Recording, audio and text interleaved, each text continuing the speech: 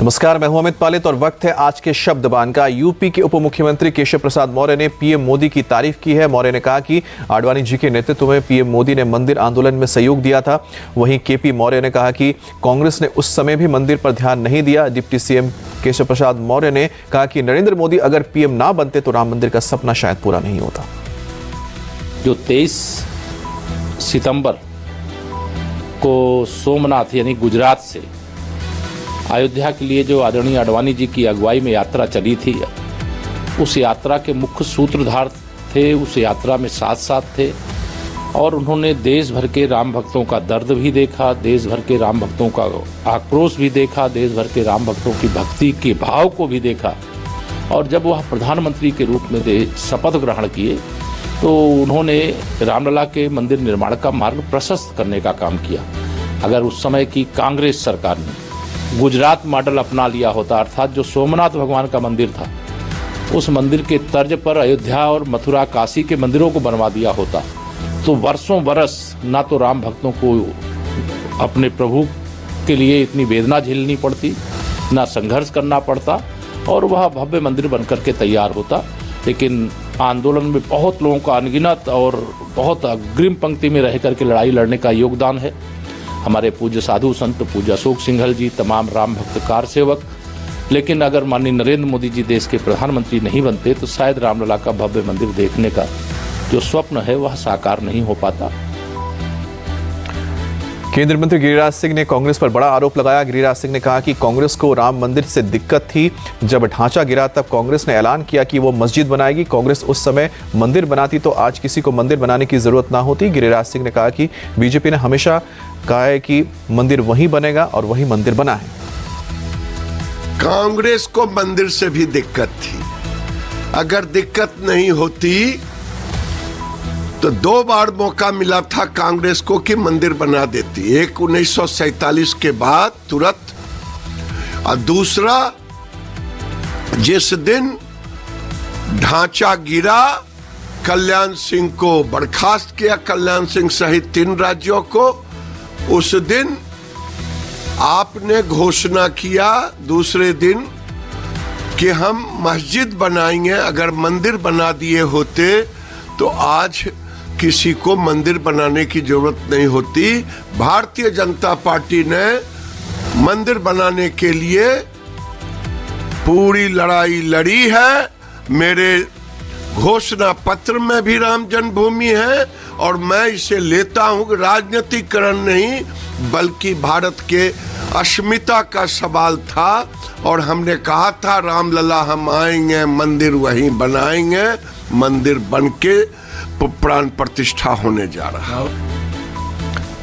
BJP सांसद सुधांशु त्रिवेदी ने राम मंदिर को लेकर कहा है कि केंद्र और यूपी में राम भक्तों की सरकार है। सुधांशु त्रिवेदी ने कहा कि ये राम मंदिर प्राण प्रतिष्ठा से पहले बड़ा संयोग है। इसी के साथ बीजेपी सांसद ने सरकार की तमाम उपलब्धियां गिनाई। सुधांशु त्रिवेदी ने कहा कि भारत के गौरव की प्राण प्रतिष्ठा हो चुकी है।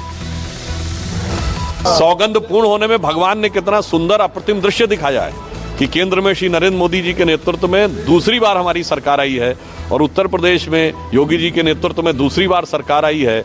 दोनों जगह राम भक्तों की सरकारें हैं और इतना ही नहीं है, जब भगवान अपने आवास में प्रवेश किए हैं तो 4 करोड़ गरीबों को भी आवास मिला है। हर गांव में सड़क पहुंची है, हर गांव में बिजली पहुंची है, 11 करोड़ लोगों को शौचालय मिला है, सभी महिलाओं को गैस भी मिली है।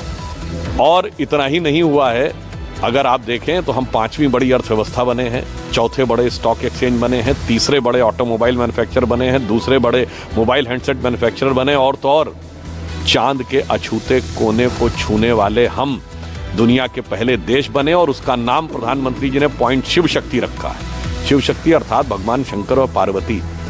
रामचरितमानस में प्रसंग है कि जब भगवान वापस अयोध्या आए थे तो शंकर जी और माता पार्वती जी ने उनकी स्तुति में एक गीत कहा था, जय राम रमा रमणम शमनम भवताप भयाकुल पाहि जनम। आप सबने सुना होगा। तो आज मुझे ऐसा लगता है कि जब भारत की शक्ति चंद्रमा तक पहुंच के पॉइंट शिव शक्ति के रूप में, वैसा ही आशीर्वाद आज राम मंदिर की प्राण प्रतिष्ठा के समय प्राप्त हो रहा होगा कि मानो उसी रूप में भगवान शंकर हमको आशीर्वाद दे रहे हो। तो मैं कह सकता हूं कि भारत का परिवर्तन की, भारत के गौरव की भी प्राण प्रतिष्ठा हो चुकी है।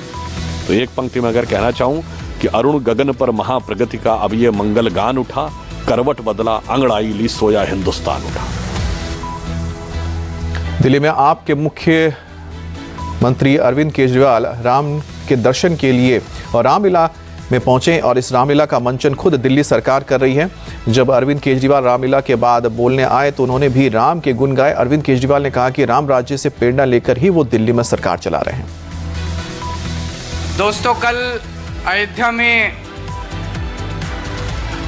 भगवान राम के मंदिर की प्राण प्रतिष्ठा है। बहुत सारे लोग चाह कर भी वहां नहीं जा पाएंगे कल। मुझे बेहद खुशी है कि दिल्ली के लोगों के लिए दिल्ली सरकार ने यहाँ पे रामलीला का आयोजन किया है। राम राज्य की परिकल्पना, उसकी अवधारणा, उसी की अवधारणा से प्रेरणा लेके हम दिल्ली में अपनी सरकार चलाने की कोशिश कर रहे हैं। बीजेपी नेता उमा भारती ने राम राज्य को लेकर कहा है कि राम मर्यादा के सबसे बड़े उदाहरण है। भगवान राम ने वन में शबरी, केवट आदि सबका कल्याण किया। उमा भारती ने कहा है कि राम राज्य वो होता है जहां राजा पर एक भी भ्रष्टाचार का आरोप ना हो, आरोप लगाने वालों को राजा दंडित ना करे। भारत में भी इसकी शुरुआत है।